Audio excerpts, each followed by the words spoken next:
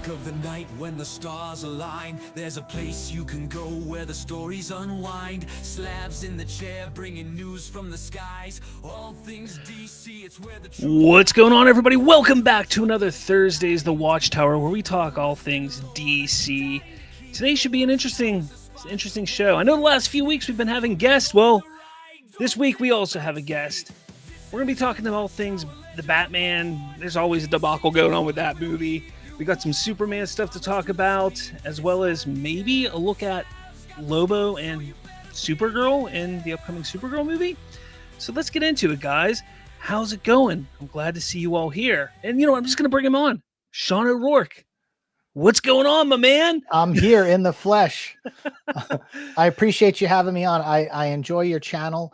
I enjoy all the stuff that you do, your content. I love your laid back style. There's no shouting over people. There's no confrontation. It's just two people talking about stuff they love. And, in this aspect when you have a guest on, but I love how laid back you are. So it's cool.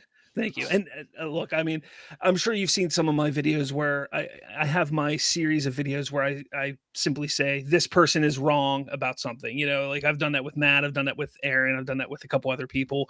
And I'll be honest, and I've told this to like Aaron, for instance, because I've had one-on-one conversations with him off of like live. He's been on my show, but I do that to get their attention because I want them to come and talk to me. I want this is, and sometimes when you simply just message them, they don't respond. And sure. I am being completely honest. I do it to get their attention. So maybe then we can have this conversation. That's what I like to do. Luckily for me, you were more than willing to just jump in my chat. And I was like, hey, why don't you just message me? We can get together, and boom, here we are. So we are. So I do like doing that. But yeah, I know there's a bunch of people in the chat. We got Donovan here. We got Hope for Life. The chat's slowly building here. We got Donovan, my favorite YouTuber. Or love Donovan. He loves to stick a like a fork in my side. It's okay. It's okay. Yeah, it's okay. All right. It'll be a fun time. One thing before we get into the news stuff. We talked about this because I guess it was last week or the week before, shortly after we got that extended look at Superman. I talked about how I showed it to my kids and how my 4-year-old daughter was just ecstatic about seeing it, especially seeing Crypto, seeing Superman, all that stuff. You then mentioned that you wanted to show it to your daughter. Yep. You did that. I want to know what happened there. Well, first of all, I did it because you did it. Like you mentioned it in one of your episodes that I had caught. And I said, okay, well, maybe because I do give James Gunn a hard time.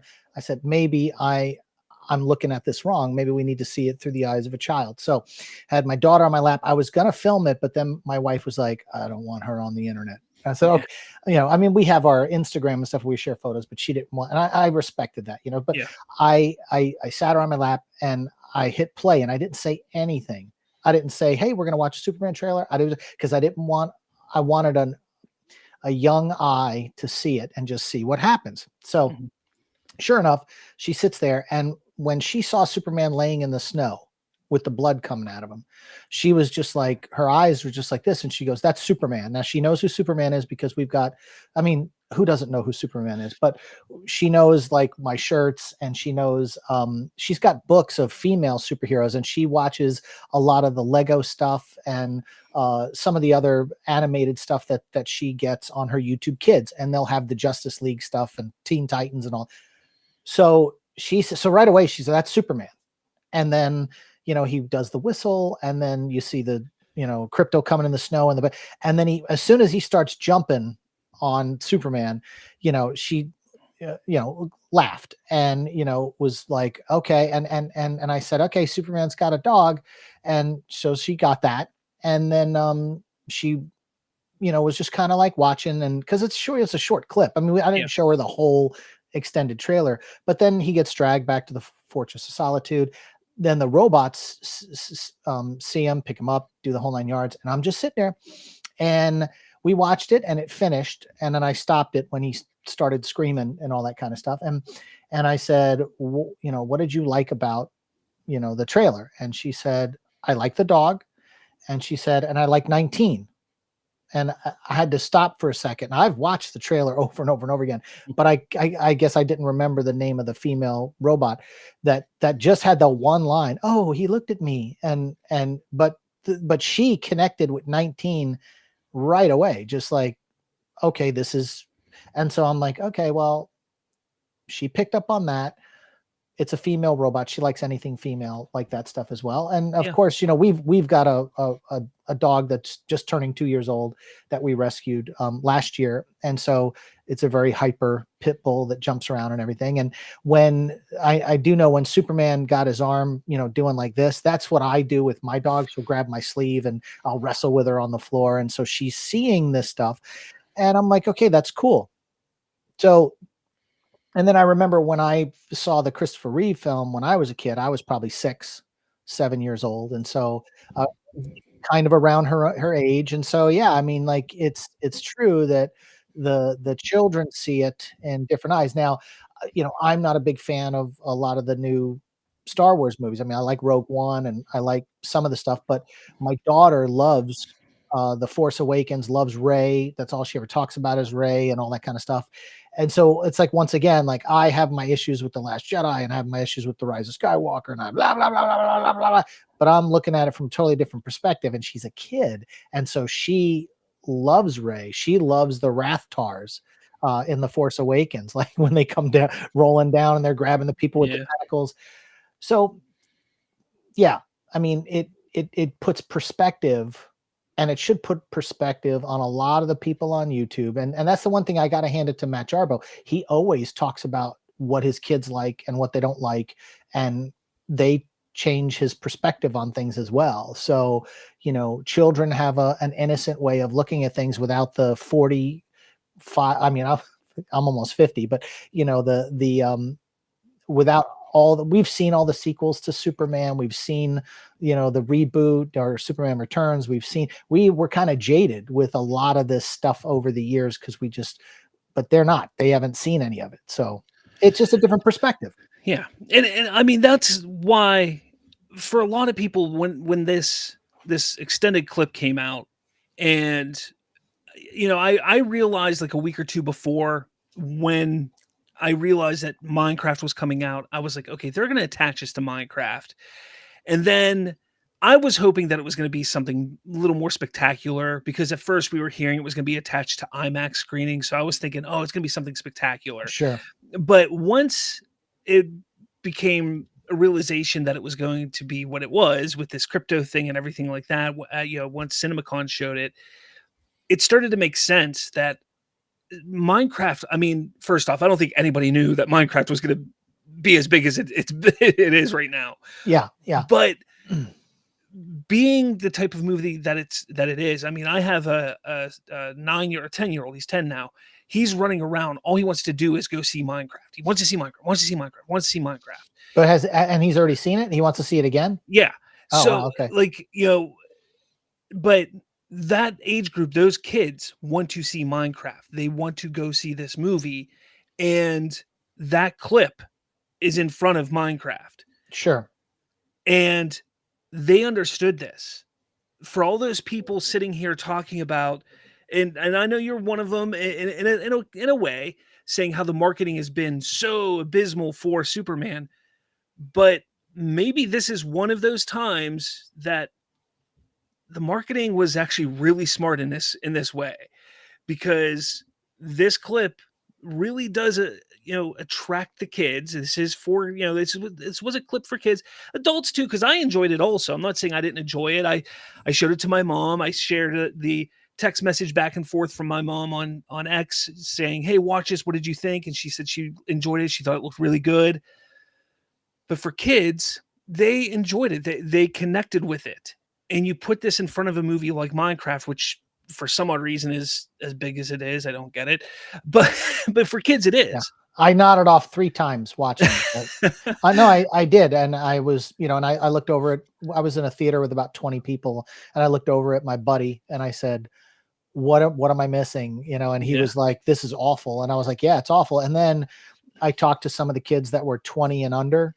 that Mhm. were there, and they loved it. And I was Yeah. like, I don't know what, I don't, I don't know where what that is, but again, we definitely disagree about the marketing, and remember, this was an easy win Yeah. for them, because it's a Warner Brothers film. They put it on there. They didn't have to really buy the ad space.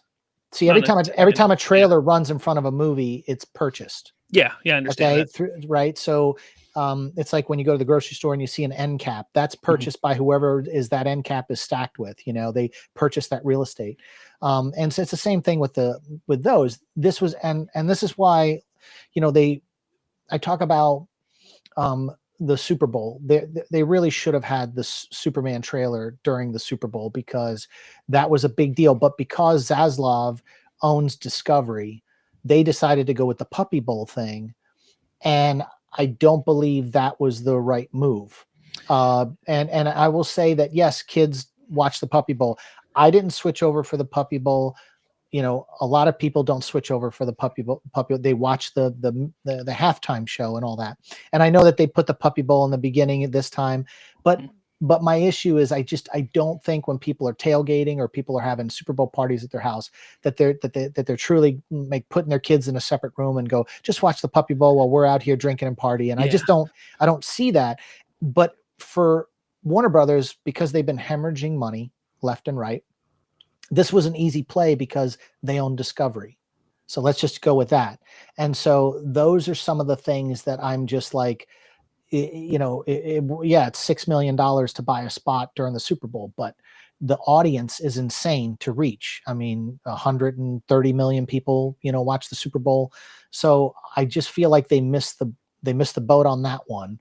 And I think for me, when it comes to the marketing, it's, and I say this, and I know, like, Don, I had a conversation with my wife at dinner tonight, but my wife worked for Sony Pictures for 14 years in international marketing. She worked on all 3 Tobey Maguire Spider-Man films. She worked on the 2 Andrew Garfield Spider-Man films, and countless others in 14 years. But the brand awareness is not there. They're not and the crunch of doing everything in the last 4 weeks, I think, will get lost, because I remember when the 89 Batman film came out, it was almost a year prior campaign, a year. Same thing with Revenge of the Sith. When Lucasfilm, started that campaign was a year long prior to the release. I'm talking, it was everywhere. The t-shirts, the hats, the things. And so I'm just not seeing that with this. Yeah. I And think more. it's worrisome. And when we talk about the shirts being sold out from just the DC site, that's that's small potatoes. That's not like in every Walmart, 1,200 Walmarts across the country. That's not like, I mean, they're in Hot Topic, but Hot Topic only has X amount of stores nationwide too. Just the shirt. But I feel like the brand awareness, and the only reason why I focus on the brand awareness is because this is a new universe. Yeah. So you need to explain a lot more, because I still run into people that don't know David Cornsweet is playing Superman, and that Henry Cavill's not in the loop anymore. Yeah. And You I know, mean, I think marketing has shifted a lot with films. I think even over the last, 5 to 10 years, I take a look at Marvel. Marvel really changed the game when it comes to marketing for these superhero films, whether it's for the better or for worse. They really have shifted how things are marketed when it comes to this genre. And I was expecting, even 8 months ago, that this movie was going to take a different approach than what Marvel was doing, but it seems like they're taking the same approach that Marvel has been doing for quite a while, which is 6 months out you get a teaser, 6-7 months out you get a teaser, 3 to 4 months out you get your trailer, 2 months out you get your second trailer, and then all your TV spots. And it seems like that's what they're doing. They're just following that formula, which Marvel has pretty much been doing for the last 15 years, essentially. And I thought that they would do a little bit more than that, but I don't think that's a failed marketing strategy. I'm not saying that's a failed way to do it. I agree to a point that I think they should be doing more to get the recognition out there. However, the one thing you said about with David Cornsweet and Henry Cavill, I look at, when I think of Superman, Superman is known. I mean, and I think they're going to attack this specifically. Like, take a look at April 18th coming up, Superman Day. Superman Day. Yeah, I'm sure they're going to release something. They have to. Well, regardless of that, notice how they're focusing on Superman, not the movie. Sure. They're focusing on Superman that day. That is a celebration of Superman as a whole. And I think that's what they're really focusing on, more so than what actor's playing Superman, what, you know, who's the face in the suit, who's the body in the suit.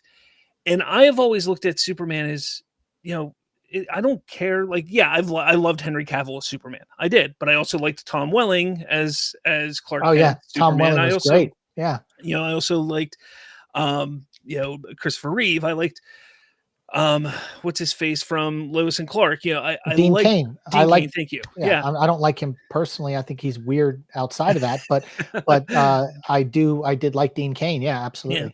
So I mean, you sit there, and even the voice actors, you know, I liked what they've done.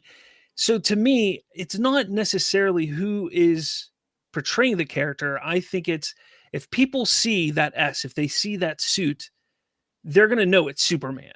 Oh, absolutely. And But I think it's for okay. me, I think for me, and I think for a lot of people, the problem is, like, the reason we had to go with someone other than Christopher Reeve for Superman Returns or whatever was they had to go younger because he was getting older. And the problem is, like, Henry Cavill really, even though he's 41 or is just turning 41, he didn't really age out of this thing yet. Not when you've got people like who are like 56 years old playing Wolverine. You know, you've got Hugh Jackman still in the role, and you've got people still in the role. And so for me, I think the audience isn't they'll recognize things, but I think they're going to go, what happened? And we talk in our bubbles. That's the problem. Like fan culture, we talk in our circles, our DC circles, our Marvel circles, but the general audience is who I'm afraid is not going to resonate, or they're not going to pick up the football and run with it.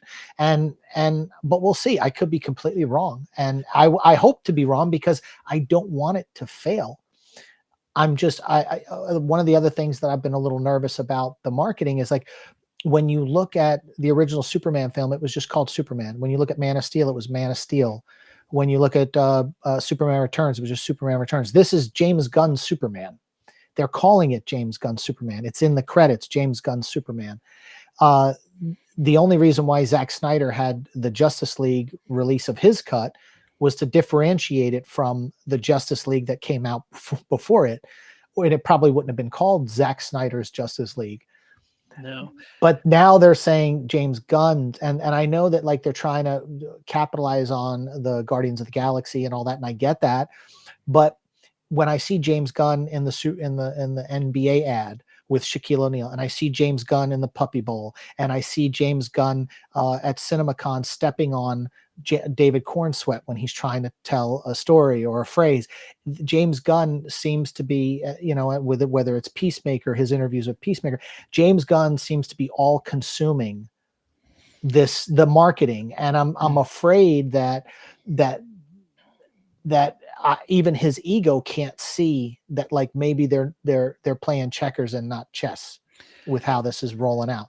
Yeah, I mean, I think it's a little difficult because, I mean, don't get me wrong. I know James Gunn's been up front and center quite a bit. Quite a bit. I will push back a little bit. I haven't seen them, like, I see trades saying the upcoming, you know, James Gunn's Superman. I see trades saying that, but I don't see DC calling it that. I see them just calling it Superman.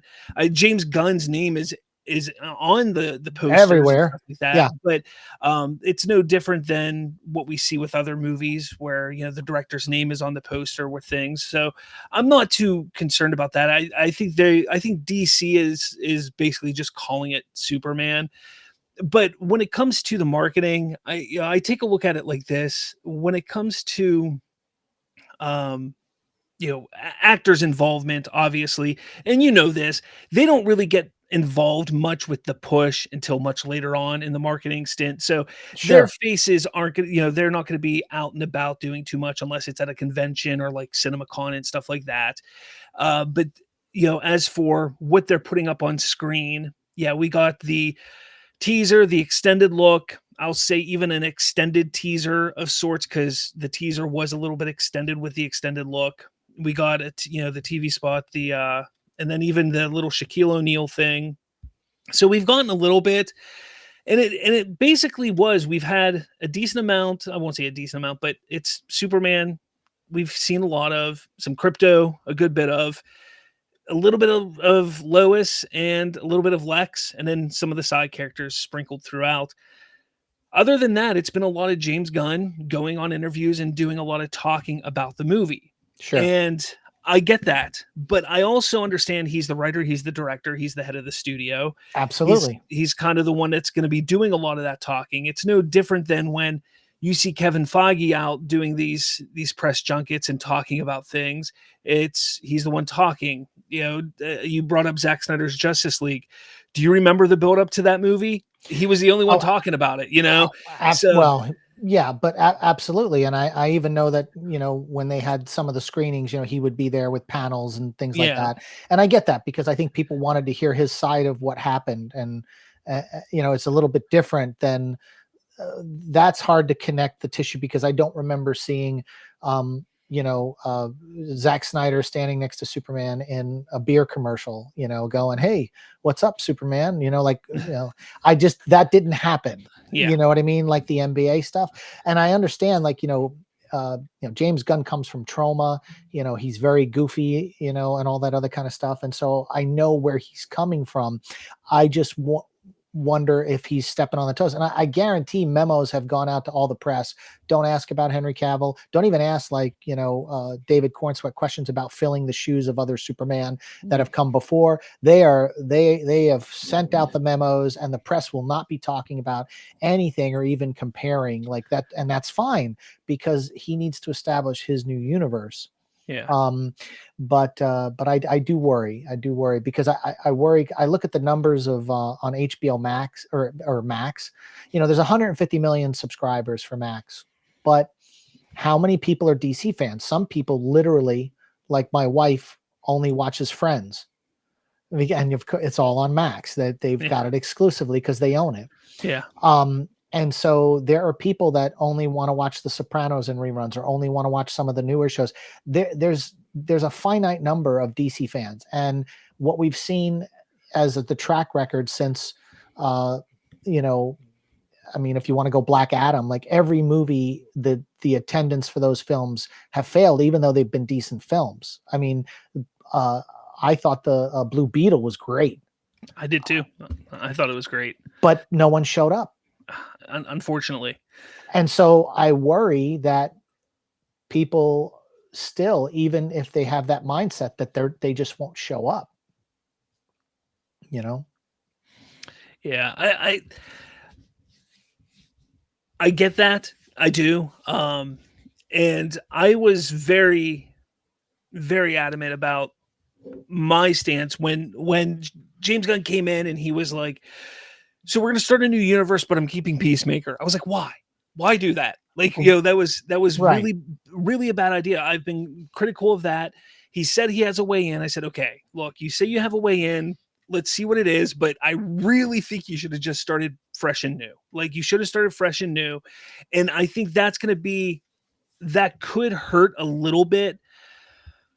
However, but again, like Peacemaker is exclusively on HB, or it's on Max. Yeah. And the people that watch Peacemaker are not the people that watch Friends.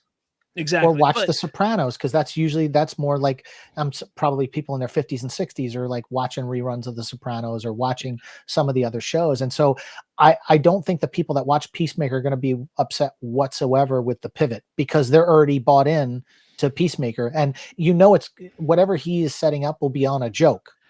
Everyone will go, "Huh? What are you talking about? Oh, you don't remember that? Oh no, okay." And then they're just going to go about their merry ways and just ignore everything. True. And that's fine. That's fine, because it'll give some sort of closure, but it's going to be on a joke. Well, my concern with it is the general audience. If there's any connection, because remember, Peacemaker does stem from the Suicide Squad, The Suicide which the Squad, yes. Suicide Squad connects to the old DC EU. And that's my concern right there. That's always been my concern, is if the general audience gets that connection at all, that could be detrimental to them not showing up. But I don't think right now, I think if there's enough disconnection with Superman to start this universe, I think it'll be okay. And I think that's why there was such a drastic change in the look of the costumes, such a drastic change in the design of the world, such a drastic change in so many aspects of the movie. They took a very sharp turn in how everything looks. And they went backwards. I won't say they went backwards. I don't think they went backwards. I like this look. I do like the look. I'm not. No. I agree 100%. I agree 100% with what you're saying. But I am gonna go back to let's just say the first 4 Superman films that ever came out. By the time Superman 3 and 4 rolled around, everyone checked out. Nobody wanted it. They really didn't. The box office wasn't there. It wasn't there. The first 2 films resonated, and that was it. So they took this long break. They finally bring back, because the superhero movies are starting to get cooking again with Iron Man and all that kind of stuff. Hulk. They decide we're going to do Superman. We're going to do Superman Returns, and it'll be a direct sequel to the Donner films, but we'll ignore 2, 3, and 4, and just pick up from 2. We're going to bring back the bright colors. We're going to bring back someone who's like that Boy Scout, great guy. We're going to bring back John Williams' score. Why wouldn't you? It's an Oscar-winning score. You bring back that score. Yeah. Nobody wanted it. Okay, because it didn't perform at the box office. The budget was inflated. It didn't make the money. So what do they do next? They said, okay, Christopher Nolan is doing all this stuff. Now, what my friend at Warner Brothers worked on the Justice League movie that was in production in Australia. They had spent $14 million before they pulled the plug on it. They had gotten costumes. They had gotten all the actors together. They were doing read-throughs. I mean, they had flown them all to Australia, to the Fox studios down there. And my buddy was the accountant on that. And they pulled the plug on it because Christopher Nolan had a new take on Batman, and they thought, okay, let's go back and do that. That version of Justice League looks very similar in some respects when you look at the costumes and stuff as to what they're trying to do now with this new universe, which is fine. But the reason they go back, they bring Zack Snyder on, David Goyer and Christopher Nolan write the Man of Steel together. They produce this movie. It's a whole new direction that they're going in. And as we get going, we all know that the producers did too much meddling. There were too much infighting with this, that, and the other. There was, and it just was a mess. They tried to play catch up with Marvel and cram everybody in after the second movie. Let's get everybody in the Trinity. Let's squish it all in. Let's combine all these different things, because they were trying to play catch up, which was a wrong pivot to make, especially when the tones were dark. So now we've gotten to a point where it's like, okay, James Gunn comes in. He says, all that didn't work. Let's go back to the score that nobody wanted, even though you and I want that score. We're the hardcore fans. We want the John Williams score. He says, let's go back to the old score. Let's go back to the underwear. Let's go back to all the bright colors. Let's go back to the Fortress of Solitude being crystals and all this other kind of stuff. And my issue is they already abandoned that because 3 films flopped in a row in the Superman franchise. So now we're expected to, after we were given a decade or more of all the new stuff with Zack Snyder, we're expected to, let's go back to the stuff they did before that nobody wanted.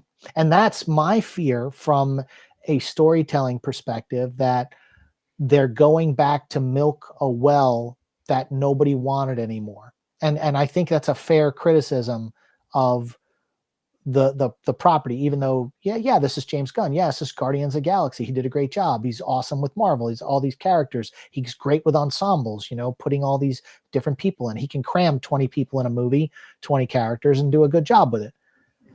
But I worry about the past failures, not just the DCEU. I'm worried about the 3 Superman films before that nobody wanted. And that's my fear. Yeah. And I think it's valid. I think it's a valid perspective to have. The only thing that I will say is when it comes to James Gunn, and I know everybody's argument against what I'm about to say here is, well, it was with Marvel. He is successful when it comes to comic book movies. I get the Suicide Squad. It struggled. There are circumstances around it. I'm not going to say that COVID. Yeah, COVID. I'll give him a little bit of leeway with day and COVID. dates, no China release. There was a lot of different things that played into that.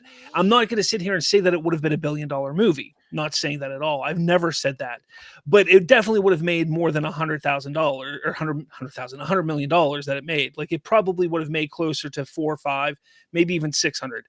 But I agree with you. It probably would have ended around 450 million. I would say somewhere around there. Yeah. And would it have been a massive hit? No, but I also say COVID, it was a big issue, and the struggling DCEU was a big issue for that.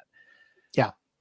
But he is successful when it comes to comic book movies.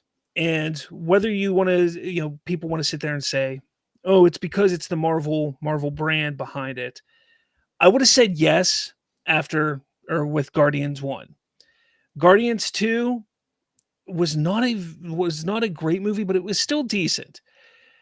Guardians 3, that one right there, I do not agree that it's because it's the Marvel branding. People, when Guardians 3 came out, take a look at all the movies, the genre as a whole, especially Marvel. People have been checked out. And that movie is one of the most successful comic book movies in the past few years. Sure.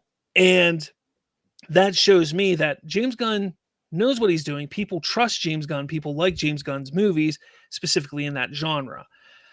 Well, so I think you also have to give James Gunn, there's a couple of things that help boost that, which was, it's the third in a trilogy. So people will show up to see how it ends. Yeah. Okay, so that kind of catapulted it, because let's be honest, it's a little bit of a dark film. The raccoon rips the guy's face off. There's a lot of horrible stuff in there. The animals with all the different robotic features. True. Like I wouldn't show that to my kid. Yeah. Definitely not somebody under 10 years old. Definitely not. It's not one of those movies. No. But it also. These are characters that were all involved in Avengers Endgame and Infinity War. And you have to take those things into consideration. When you say the Marvel brand's behind it, well, there's more than just the Marvel brand. There's like 30 films behind it that helped catapult James Gunn's movies to get to where they are. If those were just standalone movies that had nothing to do with Marvel, I don't know if the success would have been there. Like I said, after the first one, I can agree, but after that, I gotta say, I think it was more like, but you might be right. You might be, because that first one had the Marvel branding, people went and saw it, and then the second one, it was kind of like, well, the first one was good, let's go see it. And I don't necessarily think it was because of the Marvel branding, but maybe just because it was a sequel. And then the third one, it could have been, but regardless, let me ask you this. I'll ask you a quick question. So, who was the villain in the first Guardians of the Galaxy? Guardians of the Galaxy Volume 1 was Ronan. Okay, who was the villain in the second one? Ego. Who was the villain in the third? Third one was I can't remember his name. Why can't I remember his name? He was the scientist. He was like the scientist guy. I can't remember his name though. Yeah, you can't remember his name from the most successful Marvel movie that James Gunn put out. Okay, I'm just saying. To be fair, I am terrible with names, but okay. I get what you're saying. Okay, and then the other question is, other than I am Groot, in the first movie, can you give me a quotable line? Can you give me a line that is from the movie that like everyone says? No. Can you do it for the second one? Definitely not. The second one's my least favorite, but can you do it? Can you do it for the third? No. Okay. Now, can you do it for Avengers Endgame? I mean, for Endgame, I am Iron Man, but that's pretty much it. Okay. But my point is, I feel like even when it comes to writing, you look at movies, and writing was a lot better years ago, I believe. Right now, I feel like they spoon feed way too much information, which is one of the issues I had with the Superman extended footage, because, they pick him up, the robots, and then he's like, thank you. And you don't need to thank us. We're not sentient beings. We have no feelings. It was like, that's telling the audience information that you could have shown and not said, but you're spoon feeding this information. And I don't like that kind of writing when you spoon feed. But when you look at movies like a lot of the Arnold Schwarzenegger films in the 80s, totally quotable. The Matrix, totally quotable. You and I could list about a dozen movies that are major blockbusters that we all can quote lines from. Star Wars, we can quote lines from all the Star Wars movies. And I would say that a lot of the Marvel films are not quotable. Yeah, I mean, I get that, and I don't disagree, but I also look at writing as like, when it comes to film, an emotional journey as well. So, for instance, like, I take a look at Steven Spielberg movies. Like, let's look at Spielberg films. Sure. One of my favorite Spielberg films is Catch Me If You Can. Love that movie. Now, completely inaccurate to what actually happened in real life, but that's besides the point. Right. It is a great movie. There's no lines or anything in that movie that I can quote, but it is an emotional ride, not like where I want to cry or anything, but to a point where I'm excited, I'm happy, I get a little anxious at times. It is a great emotional ride of a movie, but there's nothing that I get, I can remember. James Gunn does that to me with his writing, whether it's one of the Guardians movies, because you get, and specifically Guardians 3, you're on that emotional ride where you can have funny moments, you can have happy moments, you can have sad moments. He is that kind of writer that does that. I'm not going to sit there and say that he's the kind of filmmaker that Steven Spielberg is. I'm not putting him on that level. Don't think I'm saying that. No. Okay? Understood. but yeah, when it comes to Catch Me If You Can, love the movie. Who did the score for Catch Me If You Can? The score, John Williams. Okay, who did the score for Guardians of the Galaxy? Couldn't tell you. But you're going to say it's the score that helps push it. Yes, you are not wrong. You are not wrong. You can look at any Spielberg movie, even a movie like Always that Steven Spielberg did. Actually, did John Murphy do the score for Guardians? He may have done the score for Guardians. You might have got that one. But my point is, John Williams is obviously one of the greatest composers on the planet. Yes. And any one of his movies, whether it's Raiders of the Lost Ark, whether it's Superman, whether it's Star Wars, whether, like, you feel those emotions when those E.T., you feel those songs when they hit, and they can take a scene that has no dialogue in it and no real story and blow it up and file it away. And that's why music and sound is 85% of a movie experience. People don't, it's 15% is the rest of it, or the 85 is totally all the movie is sound and score. But, again, like, I'm not degrading like James Gunn as far as he's definitely a very good filmmaker, and he's very successful. I just worry. And one of the things I say a lot is, I feel like he's making a movie in a universe he wants to watch, and he thinks about the audience, but I feel like he circles back to what he wants, which is fine, because filmmakers need to do that. But you do that with an artsy movie. You do that with a personal film. You don't do that with something that has a 40-year history. And that's where they've made mistakes with the Star Wars films, I feel, is they've gotten directors that wanted to be auteurs and do their own thing, and they really needed to not, buck the trend so much. But anyway, I mean, yeah, so I don't know. I'm worried about how the movie's going to be told in a 4-part, 4 mini stories. I'm really worried about that. Some people may not like the through line. And then I saw Rachel Brosnahan was doing an interview at CinemaCon, and then in the press junket stuff, and she said she had a 10-minute or 10-page scene with David Cornsweet as Clark Kent, 10 minutes, and it's in the middle of the film.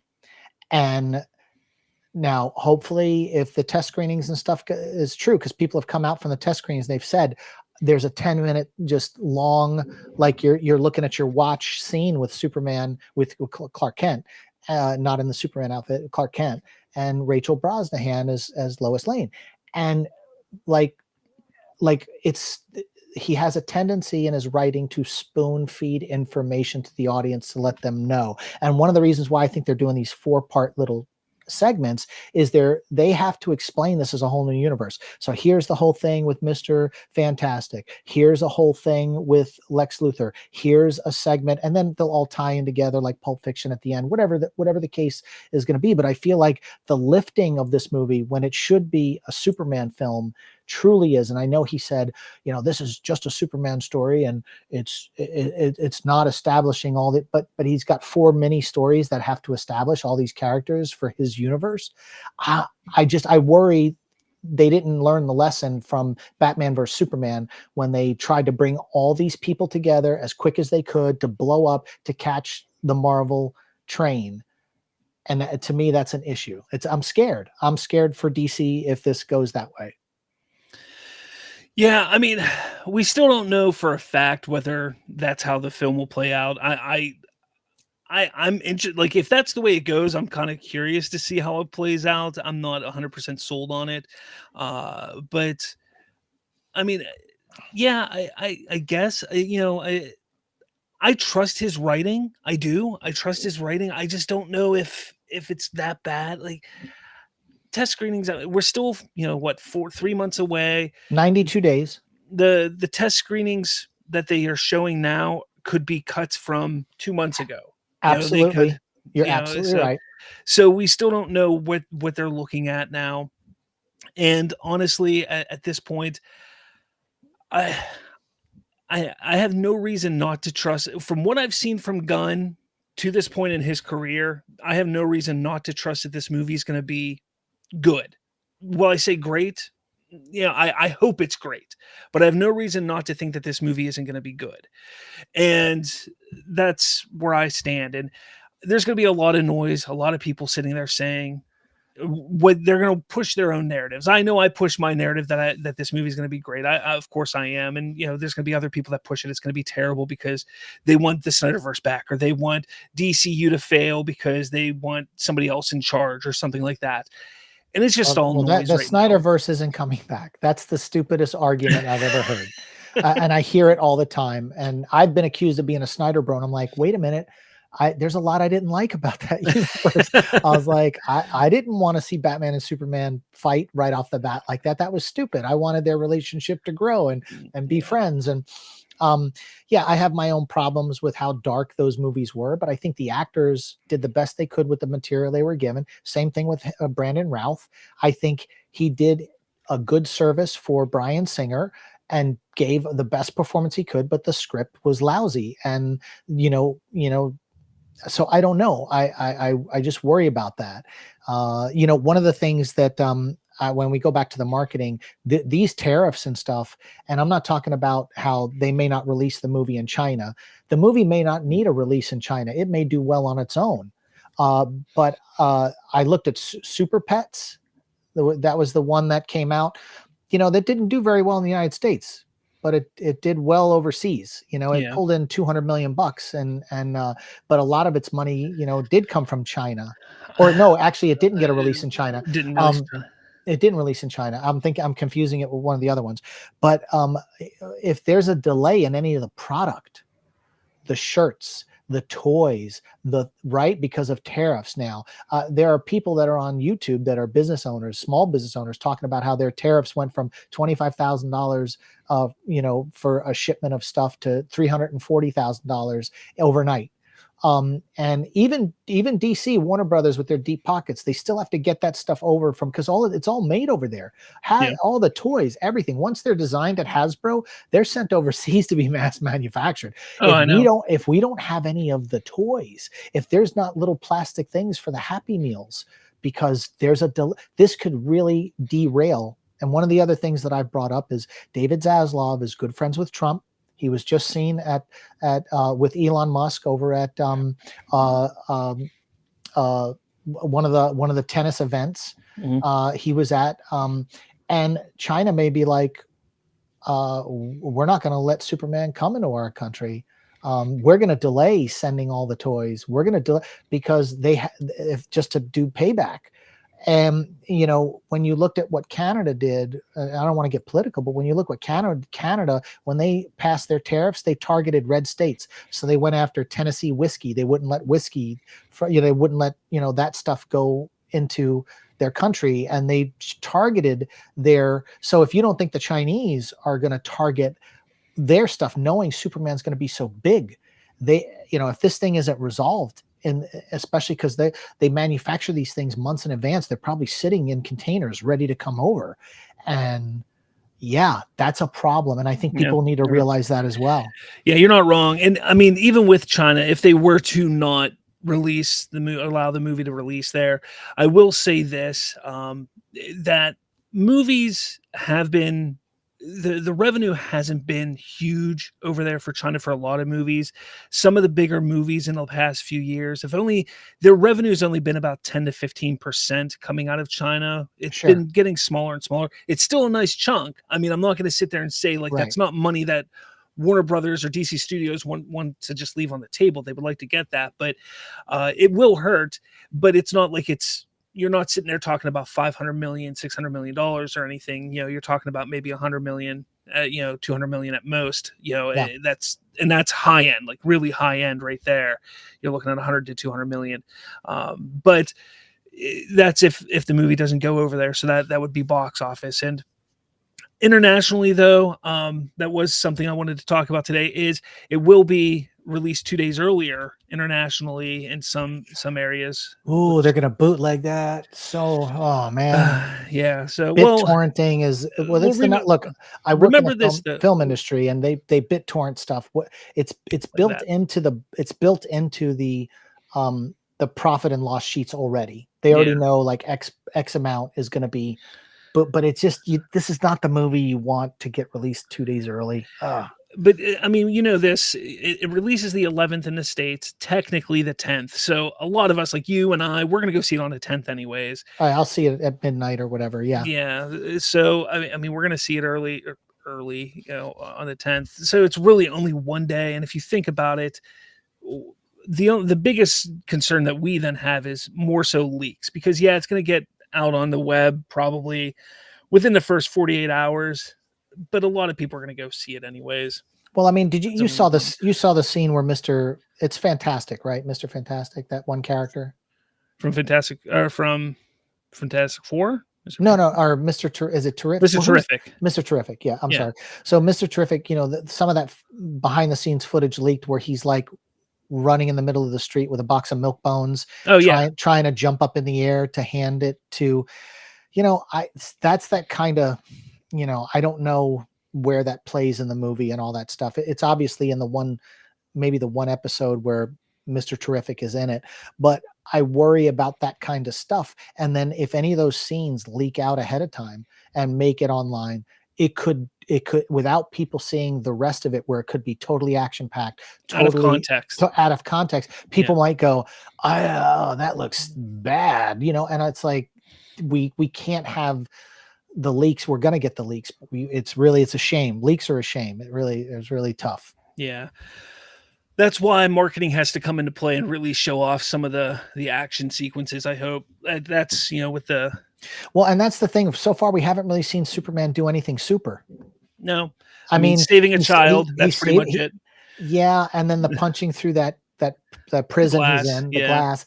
It's like the next trailer that drops, hopefully on Superman Day, it really needs to punch the action up and show Superman being super. Because right now, if you look at the marketing, and I just want to compare it for a second to Man of Steel. The first picture that came out for Man of Steel was Henry Cavill slammed up against the bank vault.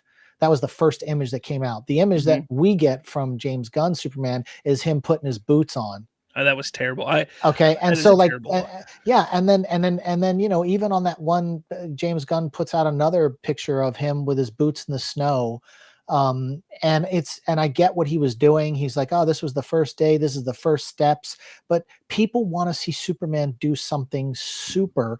And all the images and stuff we've gotten thus far just isn't kind of jiving with that. And, he's the same guy that has been on the record saying he thinks superheroes and their strengths are the dumbest things ever.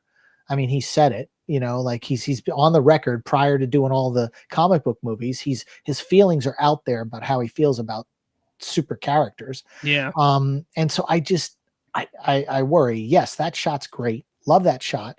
But the and then you look at what they did with Green Lantern. The first photo they put out for Lanterns is the two guys on a road with they're not that was the most boring. So for me, like the marketing for all these things just keeps failing. Like, how do you put out a picture of the two guys? And then there's a shot in that just leaked last night or yesterday from behind the scenes footage from Lanterns, and it's with the guy and he's got a gun, and you're like, why would Green Lantern have a gun? That was actually like a week or so ago. Oh, is it? With Aaron Pierre coming out, getting out of the car with a gun. Yeah. Yeah. And then that might be prior to him getting the ring and all that kind of stuff. But when people start seeing that and they're not seeing the super characters be super, right? Yeah. I worry about that. Yeah. This came out. When did this come out? Today? This today. Yeah. This is a rendering of what Supergirl's suit may look like, which is not bad, but that's people are basing it off of this, I believe, which is a little scene that's this unboxed PhD film got, which is Supergirl right here, and it appears to be Lobo right there. Yeah, and that's what that is. So what's sad about this, and the reason why I pulled this up here, because you're talking about the promo images that we are getting or not getting, and I kind of agree to a certain point, is we're not getting great promo images. I liked the image that we got for Lanterns, but I kind of wish they would have followed it up with something kind of cool, or at least kind of some like concept art or something like that to give us some like taste of what we're going to see. Because like when it comes to Supergirl, for instance, I personally, while yes, I want to see what Supergirl is going to look like, I want to see what Lobo is going to look like, but I'm also kind of like, you know what? I don't want to see Supergirl until the Superman movie. I don't want to see Lobo until at least a trailer. Like, yeah, I want to see it, but I kind of want to be surprised in the Superman movie or in a trailer or something like that. Yeah. So I kind of get why they're trying to hold back on some things. But like if they release concept art or things like this, like I know this isn't official what this is, but like if they were to release stuff like this, I would be okay with that. I would be too. And I think like as soon as the suit, David Cornsweet's suit was released, and they all the because you can't stop the behind the scenes photos. When they went out into the street in Cleveland, Ohio, and then all that footage was coming in. Like when you couldn't hide the suit, you should have put out concept or to show people what the final suit was going to be, because we didn't really see what the final suit was going to be until this latest trailer, where once they pick him up off the floor, the robots, you can see where they tighten the suit visually with visual effects. Mm-hmm. And if they would have just come out and said, hey, here's concept artwork of what it's going to look like when we're ready, don't judge a book by its cover, you probably wouldn't have had the crazy outrage that people had about the suit. I mean, I've always known that they were going to do visual effects in the suit. I mean, the last couple of Marvel movies, they didn't even have suits on. Exactly. When Avengers Endgame, they had those things were completely CG. So, I get it. But when you engage like James Gunn does with the audience on X or on Threads or whatever he's doing his stuff with, you can't just sometimes it seems like he's doing damage control, but he's not doing damage control the right way. Like once people started going nuts about the suit, if he would have dropped a concept artwork, just one shot concept on his thing, no one would have been talking about the suit. No one. But they let it, because in their minds, all press is good press. And if everyone's talking about it for 6 months, that's keeping it in the mind's eye. But the problem is that's only keeping it in the mind's eye of the fanboys talking within their bubbles, not the general audience, the people who are out there that need to show up to see this movie too. Yeah. And that's what I worry about. I worry about those things. Yeah. What else came out? We got, obviously we have the little discussion James Gunn and Jim Lee had about Superman, where they talked about, they kind of grew up in the same area, went to the same theater and saw 78 Superman. That was, whatever. But everybody was freaking out about this here because it's a Celebrate Superman Day, April 18th. This was kind of everybody thinking this insinuates that the trailer is going to drop on April 18th. You said a little bit ago, I kind of agree. There needs to be a trailer on April 18th, I think. It's hard to believe that They won't, because like I said, if they're following that Marvel formula when it comes to marketing, this is when they need to drop the first official trailer. This is around the Absolutely. time they have to do it. I said, I think it was last week when I was talking to Real Anarchy, he was on the show, and I said, look, if there's not a trailer next on April 18th, I will be writing a very unhappy letter to James Gunn, telling him how basically saying why is there no trailer? But there needs to be, because at that point, if the marketing isn't in full swing by then, I will start to be getting really worried, Yeah. because there needs to be something at that point. I mean, I hope that this April 18th thing is an all-day live streamed event, and I hope Corn Sweat's there. I hope Rachel Brosnahan's. I hope everybody shows up, and I hope everybody, not just James Gunn, talks. Yeah, no, I agree. I hope Okay, it's a big. I hope they do something big. I hope it's kind of like what was it? What was it? Force Friday for Star Wars? Was it Force Friday or whatever it was? Remember when they did it for Force Awakens in the last year? I don't remember if they did it for The Rise of Skywalker, but when the launch day for all the toys that they did for those two movies, I think it was called Force Friday, and they Yeah. did a whole day event, 24-hour long event where they streamed it, and they were just launching toys, and they were no, I don't expect them to do anything that big, because Star Wars is a lot bigger, or was then, but they just did a whole this long stream event where they were just talking to fans, releasing toys and doing giveaways and just getting excited about The Force Awakens or The Last Jedi, that kind of stuff. Yeah. That's what they should be doing here. I mean, you remember, I mean, I know this is a weird publicity stunt that Dwayne The Rock Johnson did, but didn't he at one of those cons show up coming down from the ceiling with the Black Adam costume on? It was San Diego Comic-Con, okay, right before well, Black Adam. I'm not saying that. I have this phrase that I use that I got from someone else. That, but not that. Like, they need to do something like that, but not that, with maybe Lex Luthor, or maybe, I mean, instead of just parading them out as themselves. Or one thing I've complained about is the mannequin in the NBA ad didn't fit the suit, where if you look at, they always have those mannequins that fit the suits and all the other suits, and you really need to get that, like, because Corn Sweat's 6 foot, what is he, 6'6"? Like, he's tall. He's a monster. And you put the costume on a standard mannequin and everything hangs and sags. It's like, dude, get a custom mannequin of his body and put it on him, like, and show that. And I will say that I feel like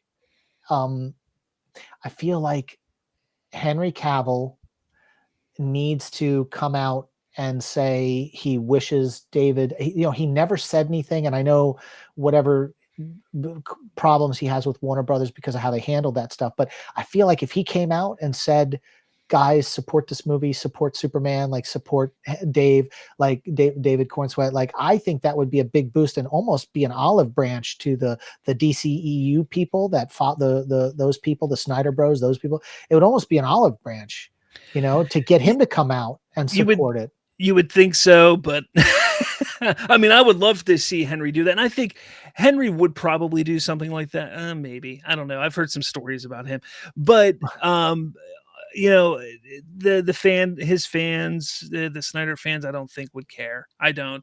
I think it would affect it. I think it would affect people. I think it would, you've always had every James Bond that was living always put out a statement and went on the news or was interviewed, giving the next one the big praise. Pierce Brosnan praised Daniel Craig, and Roger Moore praised, Timothy Dalton. And it was always like that with all of them. They even up until Sean Connery passed away, they would ask him and he would always praise every James Bond. I feel like it's almost a duty to anyone who's played Superman. I know Brandon Routh has already come out and said he wishes the movie success. And Tom Welling probably, I haven't heard him say anything, but I'm sure he would probably say something. I feel like when you get all the Superman back in this new one up, that carries some weight. It does. Yeah, you're not wrong. I just don't. I don't see, as someone here says, Snyder purists won't change their minds. Yeah, Donovan says Snyder purists will never have their mind changed. I kind of agree with that. It's tough for them. I Real think, Anarchy with a $4.99 super chat just oh, wants to say nice. thank you. Nice. Awesome. Yeah, it's just, look, I was hugely part of that fandom for quite some time myself, and a couple years ago I had to step out because I saw what they were becoming, and that's kind of why I feel an obligation to call them out as much as I do because of what it was. Well, I when The Last Jedi first came out, I hated that movie, and I still don't like it, but I started seeing how bad the people were online, and I was like, okay, well, I can't be like, I don't want people to even think I'm associated with like Geeks and Gamers or anything like that, even though, I have my own takes on that, because there's things that I mean, I like certain parts of the Rise of Skywalker. A lot of it is because my daughter likes that stuff. Like, she likes the new trilogy. So I watch it. And so, yeah, I find little things that I like about them. And so, yeah, I'm looking forward to this movie. I just hope it's not a mess. I just hope it's not a mess, Yeah. All right. What Matt Reeves is having some issues, though. We haven't talked about that yet. Yeah. So the first thing before we get into that, we have this here. Robert Pattinson would be playing the villain. It's saying that he's going to be jumping over to Dune 3. He's signing on to Dune 3 to play the villain, Skytail in Dune Messiah. That's if he decides to sign on. But if he decides to sign on, that could affect the shooting schedule for Batman Part 2. I'm not sure. I don't know what happened. I think I got froze up or something. It might, maybe. Can you hear me still? I can hear you. Yeah. Yeah. So there's been a lot of discussion on like what this could mean, because there's some people saying that Dune is going to start shooting, I guess the end of this summer or something like that. And if this gets completed, it'll be done in time for him to start shooting Batman Part 2, but it might have to push Batman Part 2 into the beginning of next year, which could screw up and may delay the Batman again. There's a whole lot of discussion on what's happening there. And what do you think? I don't know. Like, there's so much debate, so many, I don't know. Yeah. Well, I don't know why my feed is messed up, but as long as you can hear me, I will say this. I think the Batman 2 is not going to happen. You don't think it's happening? No. And I think just like James Gunn has just decided in his mind that he only wants one Superman. And even David Zaslav, I don't know if you remember this, but David Zaslav was quoted as saying there's too many Batmans running around, which is, so they wanted to start scaling it back. And I feel like the Matt Reeves stuff may have run its course, and James Gunn is wanting to focus on the bold and the brave and wants to bring in a new Batman with his new universe and everything. And I think this whole Elseworlds thing is going to be just tossed to the side. It's possible. Now, what's interesting, so, I mean, with this Robert Pattinson stuff, that could be the case. It's a possibility. Now, I've alluded to in the past, I heard some things. I'm not going to say what they are. It's not my job to say.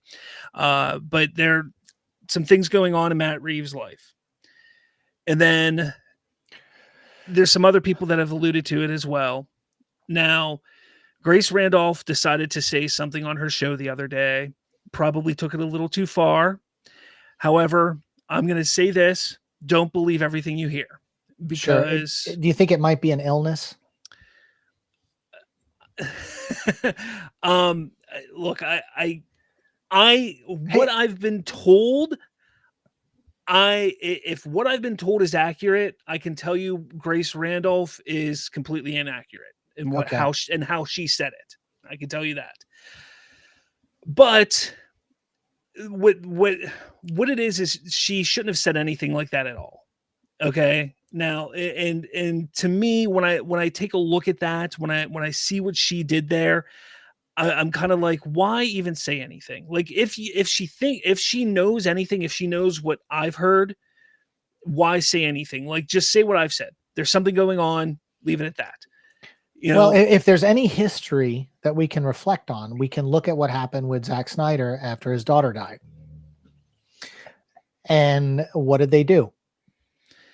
They kind of pushed him out. Pushed him out. Pushed him out, and then they brought in Joss Whedon, and then it was a mess. Yeah. So if something like this is a miss, whether it's a family member, whether it's this, that, and the other, James Gunn may be just going, you know what, let's let this play out and let's push.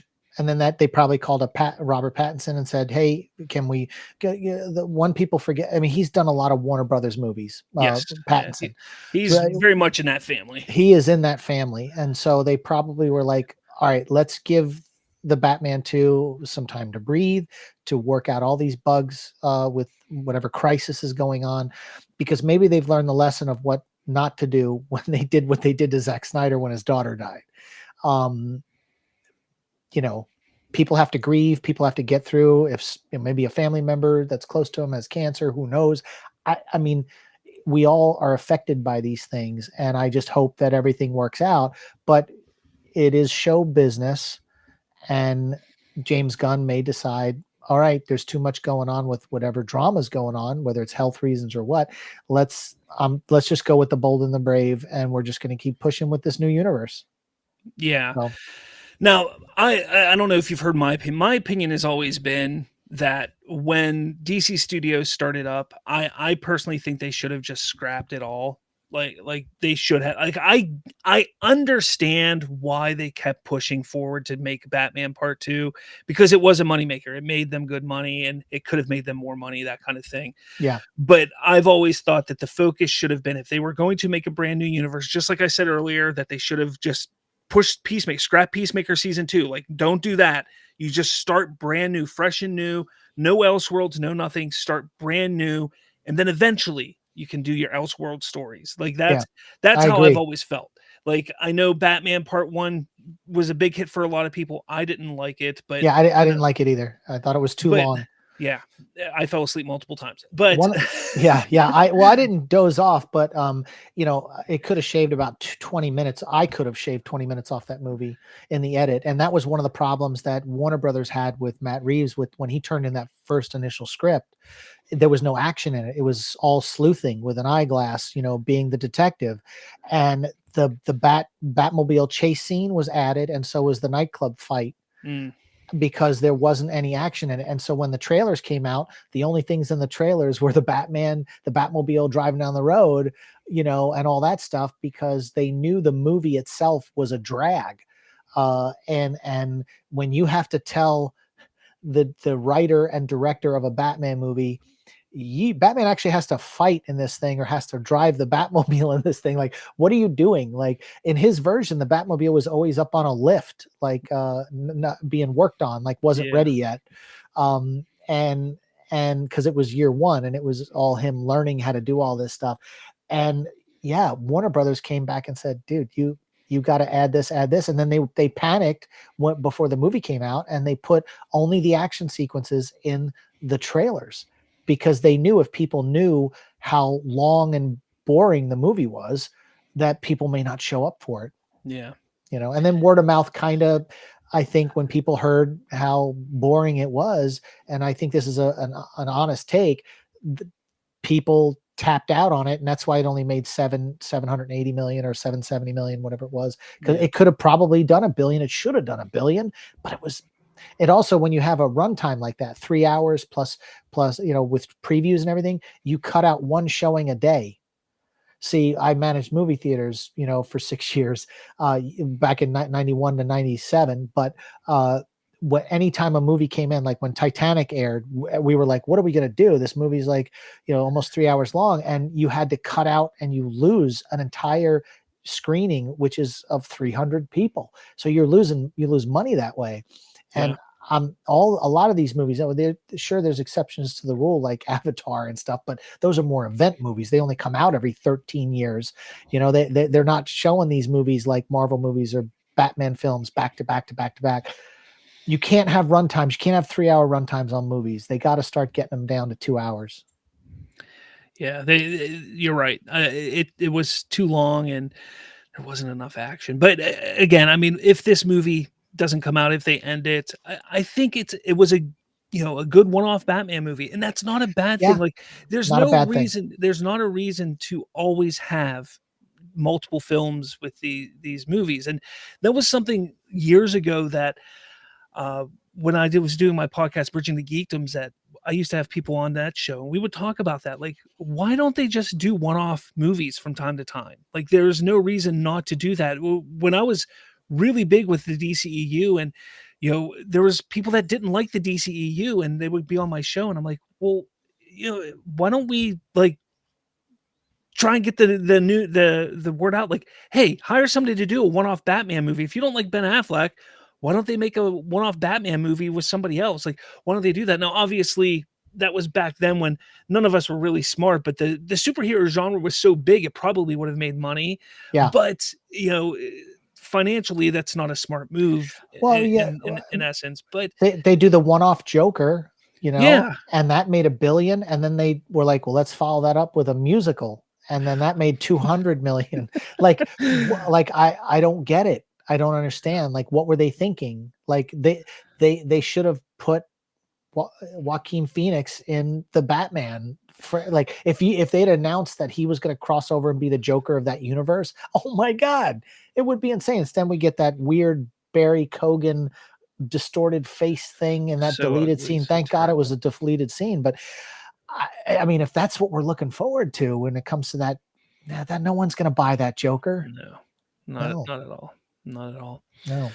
I don't know, but I'm gonna have to start wrapping this up, man. I gotta get to Yeah, bed. no problem. I got a early morning myself, but this is great. I enjoyed it. I think we had a great conversation, man. I'd love Yeah, to do it again. absolutely. Absolutely. Yeah. Yeah. Anytime. Anytime.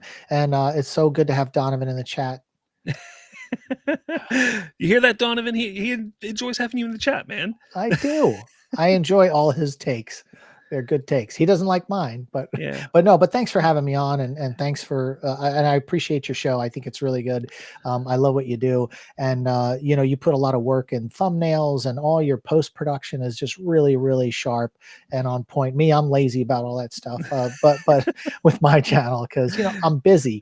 Yeah. Oh, But dude, I have 6 kids. I'm busy too. So 6 kids. I got 1 kid. Are you kidding? 6. Whoa. Ranging from 15 all the way down to 4. So Wow, good for you, man. Yeah, That's insane. I wish we would have had more, but I had them too late in life. yeah, I didn't So, want that many, but yeah, it happens. It's all well, right. it It's took me a fun. long It's time fun. to find the right girl. That's why we waited. So, but awesome.